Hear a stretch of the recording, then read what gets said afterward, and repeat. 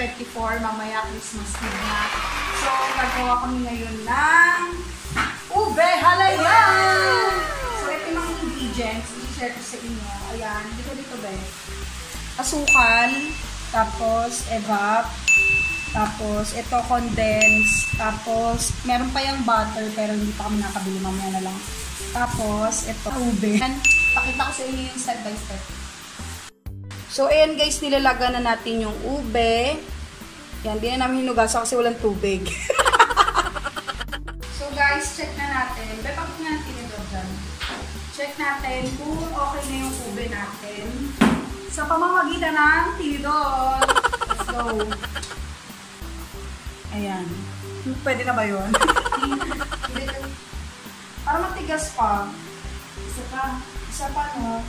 Luto na. Kasi malambot na. Makikita mo, ayan. Ang lambot na. Dapat yun. Texture niya para maging creamy. Tapos, hintayin lang natin siyang lumamig. Tapos, babalatan na natin. Ayan guys, babalatan lang natin to ng sobrang manipis. Kasi pag sobrang kapal. Kasi mawawala yung color. Pero mamaya mag-add tayo ng food color. Kung natin ito sayang. So, eto na guys. Tapos na natin siyang i-mash. Ngayon, gagawin natin. Magpapakulo na tayo ng gata. Ngayon guys, lalagyan na natin ng Alaska. Baliktad. Alaska baka naman. Ayan, lalagyan lang natin. Kahalu-haluin lang. Hindi pa natin yung isa. Sobrang malinamnam to, sukol. Hindi na, ganito na to, Paul. Joke lang. Yan, tapos after ng gatas, saluin lang natin konti. Lagay na natin yung asukal na puti. Go, Paul. Pakita mo kung sino naglalagay ng asukal na puti. Pakita mo nga kung sino naglalagay. Yan, lagay lang natin. Tapos mamaya lagay natin sa Tupperware. Chill. Sakit mo ako din. Sakit agad na kinikilikot ko pa. Mamaya haluin kasi ito ng 1 and a half hour. Ilagay lang yun, no? Hindi pa nga po. Sige, lagyan nyo sa Tupperware. Sila ko na. Sobrang tamis eh, no? Ay! Buon! So, ayun. Hindi tayo perfect. Balik mo ko siya.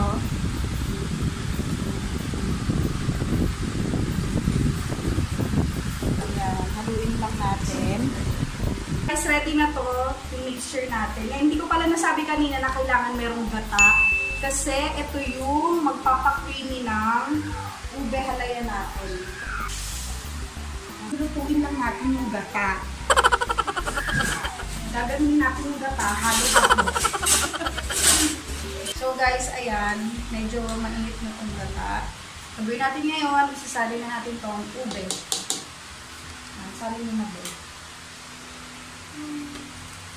Yan. Tapos halu-haluin. Ang halu-haluin lang.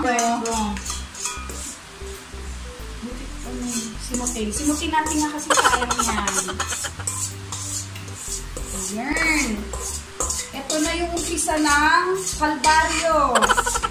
Halu-haluin natin ito hanggang magkapigsa tayo sa Pilipino. Eh, ang ganda niya, kahit walang food color. Pero mamaya guys, lalagyan namin ito ng food color para mas appetizing kainin. Ito na, umpisa na ng halu portion. Siguro mga 1 and a half hour. Hanggang sa makita natin na yung consistency is sobrang lapot. Yung as in yung super lapot. Ay, ang ganda niya. Kahit walang ano. Ngayon, turn niya muna maghalo. Hintayin muna natin na bumukol yung pili-pili niya. Tapos next na ako. Next si Popol. Next lang yan. Yung pigsa. Kasi halo lang. Like, ano sasabi mo pala ngayong Christmas? Anong ano mo? Christmas? Masaya ka ba? Masaya syempre. O, gano'n kasaya? Sobrang saya. Mga rate ko, mga 11. Ano ba? Nga pala kanina, di ba, in-smush lang namin. yung ube mismo, kapag kapag hindi super malambot yung ube nyo as in, kailangan i-grater nyo, gamitan nyo ng grater para pino siya. Ito kasi meron konti-konti libo, pero konti lang naman. So, dudurugin lang to hanggang habang nahalo. So, aamuyin natin ngayon kung talaga bang medyo successful yung luto natin. Ang halaya, hindi pa siya dito. Amoy halaya! Legit na legit! First time ko nga pala lutuin itong halaya kasi dream ko to lutuin. Since favorite ko itong ube halaya. Dalawa na kami ni Rose nag-hamit.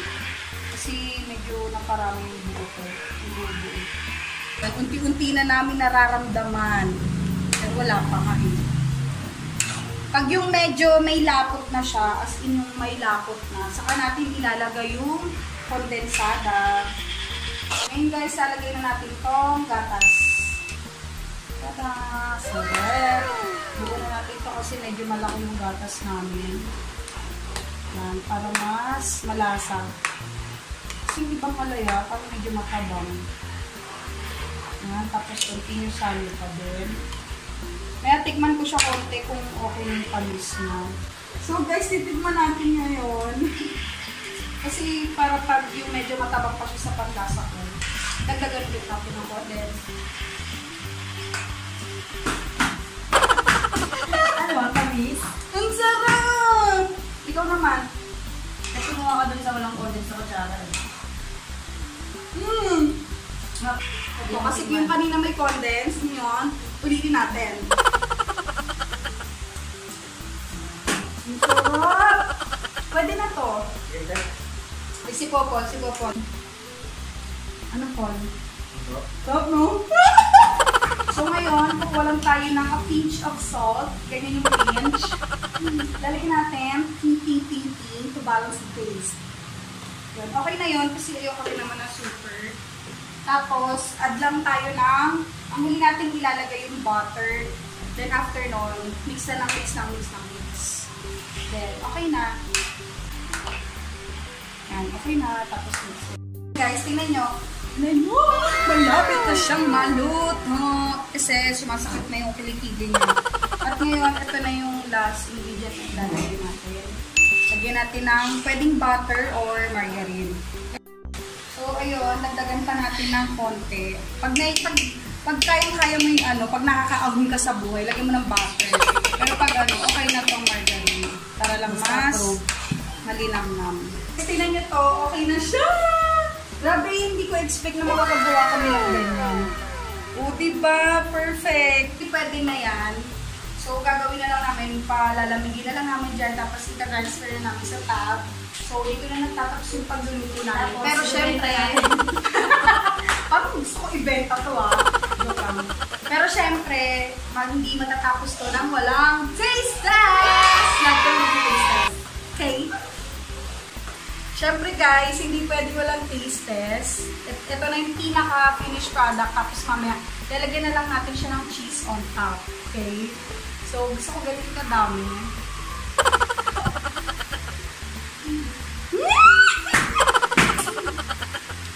Sarap naman, very creamy. Talagang nagpasarap din dito yung gata. Kasi ayun yung nagpapa-creaminess ng ube halaya. At talagang pag natikman mo to, girl, makakalimutan mo yung mga utang mo dito.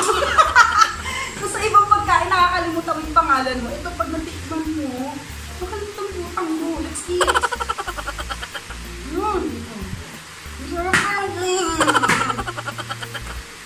Ngayon naman, grabe ang creamy nga talagang. Ito sobrang. Ngayon naman si Rose naman mag-wait lang bago mo tikman. Ang tanong, magkano yung utang mo?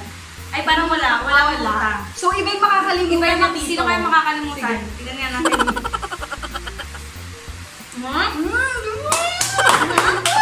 Sige naman. Siyempre, sige naman. Yung ating videographer. Tikman check mo. So, ngayon, si T naman. Tignan natin. Ano? Sarap talaga siya. Grabe. Talagang sa lahat, in 27 years of my existence dito sa mundo, lang ako nakatikim ng ube halaya na grabing sarap. So, ngayon, syempre, merong tao dito sa gilid. Special to. Etong taong to, paborito niya rin talaga itong halaya. Kaya ngayon, ipapatikim natin, Pati! Si Dane! Halika, baby! Halika dito! So, favorite talaga ni Dane. Baby, tignan mo kung masarap yung luto ni Mami. Ito, alam ko di ka magsinong. Kaya na nagsinong nung waling ka na mataba ako. Ngayon, sarap. Tignan mo, Tingnan mo. Pakita mo, masarap ba? Dapapin mo! Masarap ba? Sarap, bebe? Sarap, gusto mo pa? Mamaya, pag-taste test naman natin, sila Port, si Dana, si Papa, tapos si Ate Joy. May lipstick. So guys, dahil kakarating lang nila Ate Joy, ngayon naman siya lang mag-taste test. Kailangan yung pinaka-ano. Hindi makapakita ka. Ano papakita ko? Yan.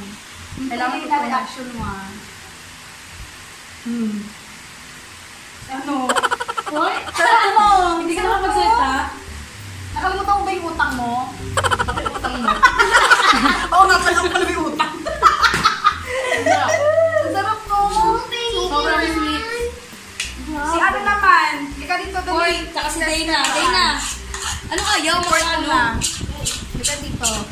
Ako nga naktikman. Ano yung ba't niya naka-plastic? Sila Kurt yan. Tikman mo, bebe. Tingin ka sa camera, Ben. Tingin sa camera. Sarap. Di nga. Ano lasa? Ano lasa? Bakit akong payat ako? Sabi mo sexy ulit. Ay, tumataba. Ano lasa? Ano cheese? Si Dana Si Dana naman. Palaman, mukhang palaman. Oh. Ano Ano lasa? Peanut. Ha? Ano po lasa? Nakapagsalita. Hindi nakapagsalita sa sarap. Palaman. Kasi ano mo? Si Dane, parang gusto ulit mag-taste test ni Dane. Kaya. Uy, taste test! Wow! Ano sabi mo? Ano? Sarap. Sabi mo sa vlog. Sarap. Pwede na ibenta natin para yumaman tayo. Siya naman mag-taste test. Dito mo daw. Dito. Ay, pagkating mo ito, makakalimutan mo yung utang mo. Yung pala, ako pala may utang. Tigil nga! Ano? Sarap. Sarap. Kinaan mo na yan. Hindi mo sarap ka nagsabi na. Hindi mo sarap ba? Pasan. O hindi ah. Gusto niyo ulit. Gusto mo dito. Taste test. Isa pa daw. Gusto mo ito? Sa ano na? Hindi, ang sarap talaga, di ba? Tayo yung sa bago. No, Sorry. Magtatayo na tayo. Hindi na po nabubong. So, ayan guys, for 300, ano?